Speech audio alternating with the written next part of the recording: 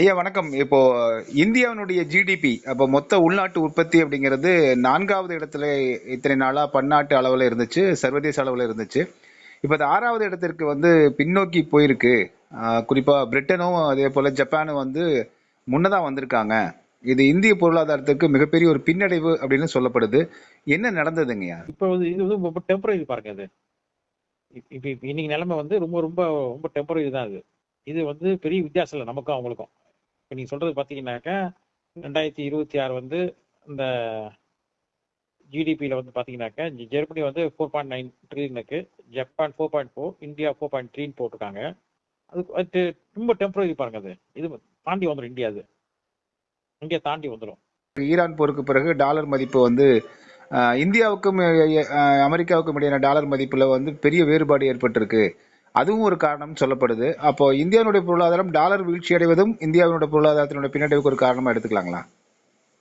இல்ல இப்ப நீங்க மூணாவது பாத்தீங்கன்னு வச்சுக்கோங்களேன், ஜெர்மனி, ஜப்பான், பிரிட்டன் வச்சுக்கோங்களேன், கிரேட் பிரிட்டனும் அப்புறம் இந்தியா.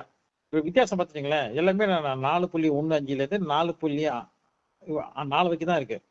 இது வந்து ஒரு ஒரு ரொம்ப மைனர் வித்தியாசம் தான். இதனால பெரிய வீழ்ச்சின்னு சொல்ல முடியாது. இப்ப நம்ம 4.1 ட்ரில்லியன் வச்சுக்கோங்களேன், இப்போ 3.2 ட்ரில்லியன் வந்ததுனால அது இறங்குமோன்னு அர்த்தம். இல்ல 5.2 வச்சுக்கலாம், அது பெரிய முன்னேற்றம் அர்த்தம். இது மார்ஜினல் வித்தியாசம். இது வந்து அந்த கால சூழலுக்கு ஏற்ற மாதிரி நாங்கள் இப்போ இந்த 3 மாசம் கல்ஃப் வார்ல என்னன்னாக்கா அது இந்தியாவுக்கு ஒரு சின்ன செட்பேக் தான், ஒரு சந்தேகமே இல்லை. ஏன்னா நம்ம வந்து விலை ஏத்தாம இருக்கோம், இம்போர்ட் சமாளிச்சுட்டு இருக்கோம். ஏன்னா கிட்டத்தட்ட மற்ற எல்லா கண்ட்ரியும் பார்த்தீங்கன்னா பிரிட்டன் ஆகட்டும், ஜப்பான் ஆகட்டும், ஜெர்மனி ஆகட்டும், எல்லாம் பார்த்தீங்கன்னாக்கா ஜப்பான்ல 13 கோடி பாப்புலேஷன் வச்சுக்கோங்க.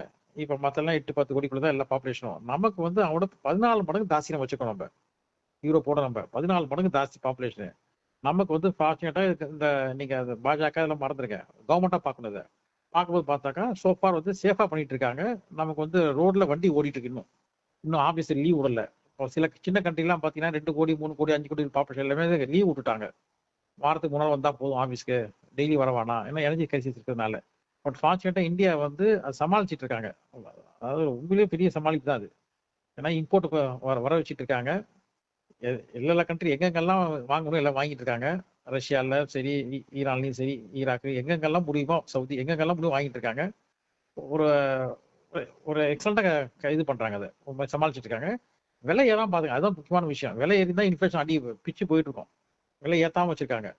அப்ப ஒரு வகையில பார்த்தா இந்தியாவுக்கு வந்து அது கவர்மெண்ட்டுக்கு நஷ்டம் தான். ஏன்னா அவங்க என்ன பண்ணிட்டாங்க, அந்த எக்ஸைஸ் எல்லாம் எடுத்துட்டாங்க. கவர்மெண்ட் சென்ட்ரல் கொண்டு வர எக்ஸைஸ் பூரா எடுத்ததுனால என்ன ஆயிடுச்சுனாக்கா விலை அதே விலையில் நிக்குது. அப்ப கவர்மெண்ட்டுக்கு வருமான இழப்பு.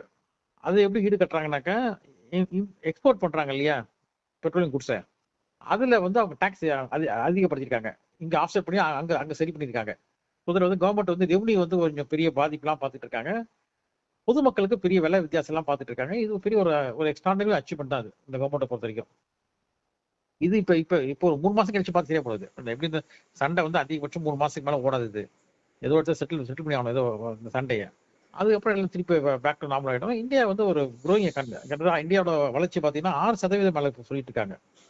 இப்போ நம்ம ஃபோர்காஸ்ட் பார்த்தீங்கன்னாக்கா இதே ஐஎம்எஃப் சொல்ற ஃபோர்காஸ்ட் பார்த்தா 6% மேல. பாக்கி எந்த கண்ட்ரியும் அந்த அளவுக்கு இல்லை. உலகத்துல எந்த கண்ட்ரியுமே 6% வளர்ச்சி காமிக்கவே இல்லை, அவங்க ப்ரிடிக்ட் பண்ணவே இல்லை. இந்தியா ஒன்று தான் ப்ரிடிக்ட் பண்ணி வச்சாங்க. இன்னும் அது பெரிய மாற்றம் காமிக்கல அவங்க. இன்ஃபேக்ட் வந்து 0.2% ஏற்றி தான் காமிச்சிக்கலாம், ஒரே இறக்கி காமிக்கல. இந்தியா வைப்ரண்டா தான் இருக்கு. சோஃபா இந்தியா நல்ல வைப்ரண்டா தான் இருக்கு எக்கானமி பொறுத்த வரைக்கும். டிஎன்டிவி தமிழ் ஊடகம், தனித்துவமான தமிழ் ஊடகம்.